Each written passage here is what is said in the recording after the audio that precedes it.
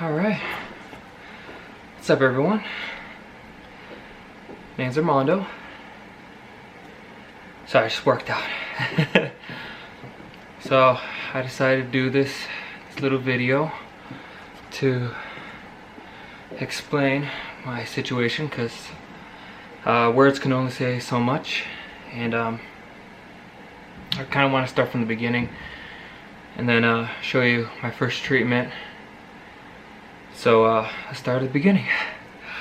Or let's start off with what I have. I have stage 2 cancer, which is it's called diffuse large B-cell lymphoma. So it happens in the lymph nodes of the body. I have it in 4 regions on my stomach. One is the right lower abdominal here. Another one's inside there, and another one right here. So 2 over here, 1 there, 1 here. So how this all started was back in August, but I want to say 2 weeks into August. So 2 weeks into August, I started developing some pain between my genitals and anal region, right between that little area. And it started off as sharp pain. So it would come and go like every other day, sharp pain, and it would only last like 2 seconds. And I would just be like, oh, and I'm like, what was that, right? So that happened for that week. Then the following week, it moved to my lower abdominal, right above the groin area. So that happened again, on and off, for that second week. So it would hit, you know, even when I was walking, it would hit for like, I want to say 3 to 5 seconds, almost like a cramping type of pain, and then it would go away. And then going on to that third week, the first day of that, I think it was Monday, yeah, I went to the gym, and at this point the pain had become constant in my lower abdominal, and it wouldn't go away. And I went to the gym, worked out, then afterward I was on the treadmill, and the pain just, it would not go away. It wouldn't go away. So at that point in time, I was like, do I tough it out to see if it goes away, or do I go to the hospital? Ended up going to the hospital. They ended up doing a CT scan on me, and they found a small perforation, or no, a small bowel obstruction, sorry. A small bowel obstruction in my small intestine. So they put me on a liquid diet, or no, they put me on a liquid diet, so I had no food for I think 2 days. So for that that Tuesday and Wednesday that I was there, they had me on no foods, or no food, and they strictly gave me water, because they said with lack of food, the small intestine and large intestine open up, and they said that would hopefully remove the bowel obstruction. And then they also talked about surgery to see if we need to move, or see if they needed to remove the bowel obstruction. So I talked to a whole bunch of GI doctors. They're saying, you know, maybe it's IBD, which is irritable bowel disease, which is a combination of Crohn's disease and ulcerative colitis. Both are autoimmune disease, which are bad. So I didn't want any of that. So I talked to a general surgeon, and he was telling me, he goes, I don't believe we need to operate on you just because you're not experiencing any symptoms or signs and symptoms that a person with a bowel obstruction should have, which is loss of appetite, distended belly, vomiting, fever, things like that. He goes, you're not experiencing any of that, and you're passing flatulence or passing gas. And he goes, I'm gonna put you on a regular diet and see how that goes. So they put me on a regular diet. I was able to pass a bowel movement, and they basically told me, well, it looks like you're probably gonna need a colonoscopy, but we want to do it outhouse instead of in-house.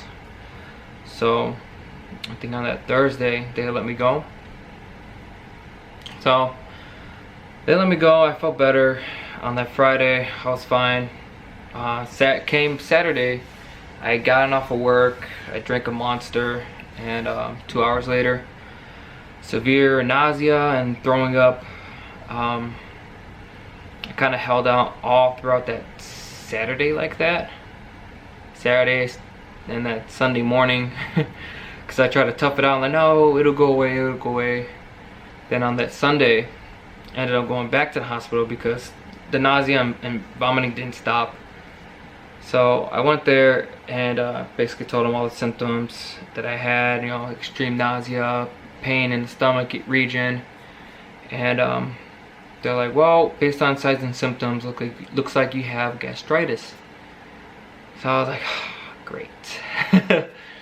I'm like, well, I'm glad they figured out that. So there's like a whole bunch of food I wasn't able to eat. Ended up eating 3 things, or there's 3 separate occasions that I ate spicy foods, or 2 was spicy and 1 was dairy. And if you have gastritis, you're not supposed to have any of those. So with each of those times that I ate that, I had severe nausea and pain for about 24 to 27 hours each time. So yeah, that sucked. So I was on this gastritis diet after that Sunday, and like I said, I had 3 episodes. I think about a week goes by after that. So I first went to the hospital on the 21st of August, and I believe I went back the 25th, and then I believe a week had passed after that, and I started to feel better. You know, I didn't have an episode after those 3 times. I was eating good, I was feeling better, I was moving around more, and then I decided I want to move around a lot more to get, you know, get the blood flowing, get my bowels moving. So I go on a walk, you know, going through these walks, and then my lower abdominals started hurting, just in pain, real in pain. And the pain, it almost felt like, at one point, it almost felt like something was stabbing me in my lower abdominal and just slicing, you know, me down there. Literally felt like a knife. On the pain scale, I want to say it was like an 8 or 9, because I literally felt like throwing up right after, because the pain was so bad. And that happened 3 times. And then after that, my bowel movement was blood. It was all blood, and that was pretty scary for me, because that had never happened. So again, I try to tough it out, and as I tried to tough it out, I waited. There's still blood coming out. And then I decided, I'm like, yeah, let me go to hospital. So I go to hospital this time, and they check me out. They're like, yeah, you know what, there's an excess amount of blood. We did your blood work, and your hemoglobin count dropped from a count of 16 to 12, which is, you know, pretty big number, pretty big difference there. So they wanted to hold me and to see if my blood count would drop any lower. But their final decision was that I had like a fissure or something, even though I told them about the stomach pain and everything. But at the time, I believe it was close to Memorial Day, and they said they weren't going to be able to do anything just because of the holiday. So even if they did find something and they needed to do a colonoscopy, no one would be able to do it until that Tuesday, because I went into the hospital on that Sunday. Yeah, no, on that Saturday night. Yeah, I went to the hospital on that Saturday night, and they told me they weren't going to do anything until that Tuesday. So I thought there was no point in staying, so I ended up leaving there. So I left, I went home, you know, still watching what I was eating, and constantly going back and forth. Ended up setting an appointment with the GI doctor for a colonoscopy, and that was going to be on the September 10th. So at this point, I went to the hospital 3 times. So I had a colonoscopy the September 10th, and I was going back and forth with work, watching what I was eating, and come September 9th, I had developed the same symptoms that I had before when I went to the hospital August 21st, which is lower abdominal pain, and then I had a new one, which was rectal pain, that came on as well, and it was worse than what I had felt before. And in my head I was like, let me hold on till my appointment on September 10th, which is literally it was the next day. So I get home from work, I'm feeling this, I'm laying down in bed, and I'm just in pain. Like, I'm just curled up in a ball, I'm in pain. My girlfriend comes, checks on me, she goes, Armando, you have a fever? I'm like, no, I'm just a little hot because I have all these blankets on me. She goes, but you said you don't feel hot, right? I'm like, yeah, no, I don't feel hot. She goes, but you're burning up. I'm like, nah. In my head, I'm like, no, I have the appointment tomorrow, I'll just wait, right? And she's constantly on me, no, you need to go to the hospital, I'm like, no. I'm like, literally, my appointment's tomorrow, I'll just wait till the appointment. And she's like, if I get a thermometer and your temperature's over 102 or 102, will you agree with me you go to hospital? I was like, fine, whatever. I gave her $10. She went to Walgreens to get a thermometer. Came back, and turns out my temperature was 102. So right then and there, we called my dad. My dad picked me up and we shot out to the hospital. In the hospital, my temperature shot up to 103 fever. So 4th time going to the hospital. Did a CT scan, and they found same thing, small bowel obstruction, but they said it looked different. They said it looked like a protrusion, like almost like a I forget what it was called, a Merkel diverticulum, something like that. It's basically where you have the intestine basically peeks out, right? And they said they found an abscess in there as well. Abscess is basically a pool of pus and bacteria, which is bad. Just a whole bunch of infectious stuff, right? So at that point, they needed to decide whether or not they needed to operate on me. Whether to either drain it or operate. Lo and behold, on Tuesday, that night on September 9th, no, on that Tuesday and the 10th, they decided to operate. They said operating, they believe, is going to be the best outcome for this. So on September 11th at, I want to say 12 p.m., they decided to go ahead and operate. So they operated, and they removed 8 inches of my small intestine. 8 inches of my small intestine, and they said when they had opened me up, they had found the perforation, and yeah, they had found a perforation, which is basically a small hole in my small intestine, which was shocking to them and myself. And they sent whatever they had cut out to pathology, right? They cut me up, they put a drain. Actually, I have the scar right here, along with the drain hole. So they sent the sample to pathology, and they said it would take about a week for it to get back. It would take pathology a week to get to them with the results. So I waited in the hospital for about, I think, 2-3 more days after surgery, and then they sent me home. So I ended up going home and chilling out there, literally bedridden, getting up here and there. It was very, very hard to walk.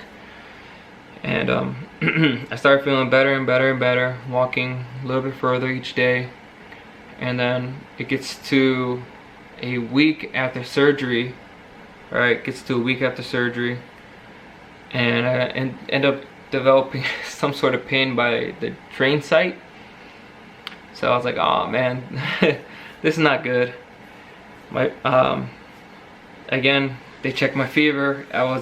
They checked my temperature, and I was at 101.5 fever. So I ended up going to the hospital again for the 5th time. For the 5th time, and they did blood work on me. They're like, your white blood cell count is elevated. You have an infection. And they assumed it was by the drainage site. They believed they had gotten infected. So I'm in the hospital. They're giving me all these antibiotics, and they're not giving me any food and water, just antibiotics and fluids that they're giving me through an IV.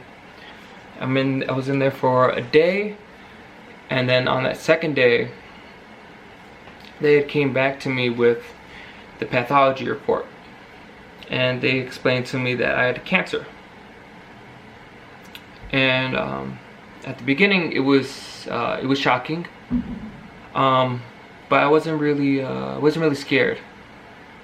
It was more of a relief more than anything, because beforehand I was constantly going to the hospital and not knowing what I had besides the gastritis, you know. But the other lower abdominal pain, they didn't know. They only hypothesized as what it could be, and they wouldn't know for sure until a colonoscopy. But once they said I had cancer, and they said that the other symptoms that I had were caused by this, so it was like I said, it was like a relief. I was like, oh, okay. And then after that, the next thing was, all right, well, you know, there's a treatment plan. Let's do it. I'm ready.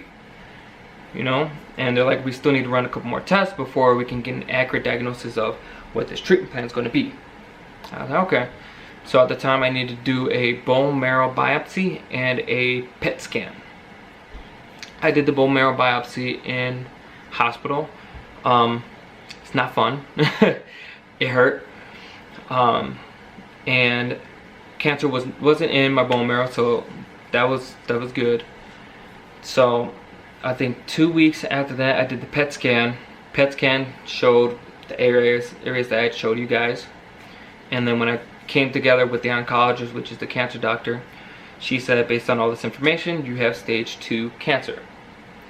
So we're going to do a operation or a treatment plan, RCHOP, called RCHOP, which is a combination of all these different drugs, right? Combination of all these drugs, and then they're also going to do a clinical study on me as well. What this clinical study does is basically a pill version. It basically cuts off a receptor on the cancer cell, enabling it to take in nutrients, basically letting it starve to death and die. So I'll be starting that next treatment. But yeah, that's basically how I found out that I have cancer. And yeah, I'm always positive, and I always have an optimistic view about everything. So when this happened, I wasn't shocked. I was just like, let's go. I'm ready to rock and roll. Let's get this over and done with. You know, this thing's not gonna beat me. I almost looked at it as a challenge, so to say. You know, it's like, you're really gonna try to something stupid challenge me? It's like, come on. You know, hopefully this helps other people. Hopefully my mindset can change the mindsets of other people going through this, and hopefully have a positive and optimistic mindset and a go-getter type of mindset to really give it their all. Thank you to everyone that's been supporting me. I love all you guys from the bottom of my heart, and together we'll get through this.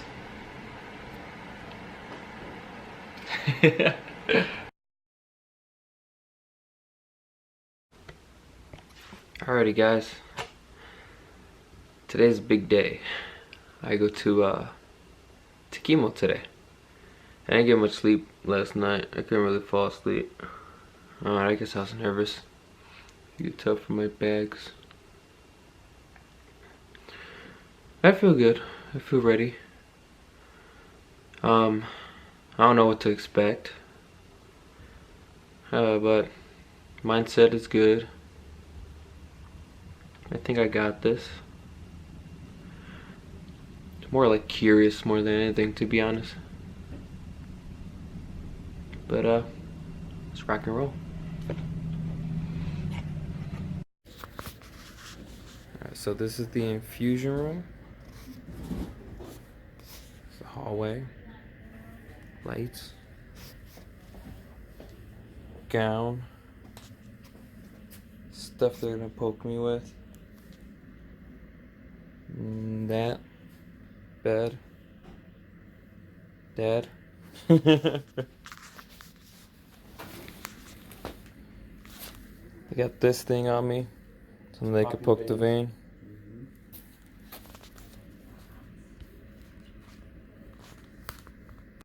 Already, all hooked up. Say pre-meds first? Yeah, pre-meds first, And then chemo in 20 minutes. and then chemo in 20 minutes. No, you gotta do the other first and then chemo last. No, yeah, I know that.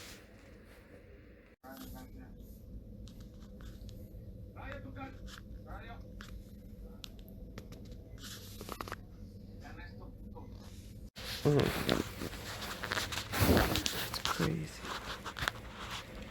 Kind of looks like a jello shot.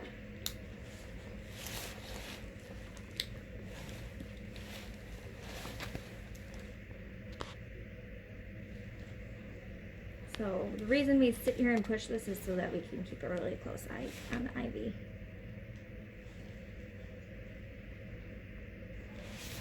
This is the one that makes you lose your hair. Oh well. One of the biggest culprit and side effects too.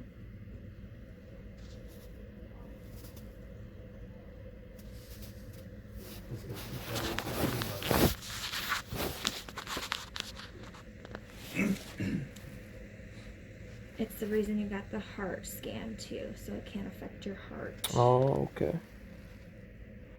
So this is like the actual chemo. Yes.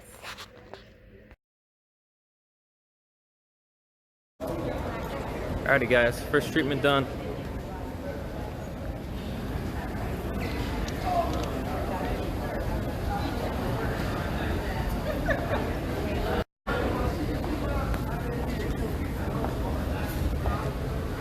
I'll let everyone know the side effects ended up kicking in from chemo. Like I felt severely fatigued, or not severely, but I felt fatigued. My heart was racing, felt weird, and then my stomach kind of felt a little gurgly.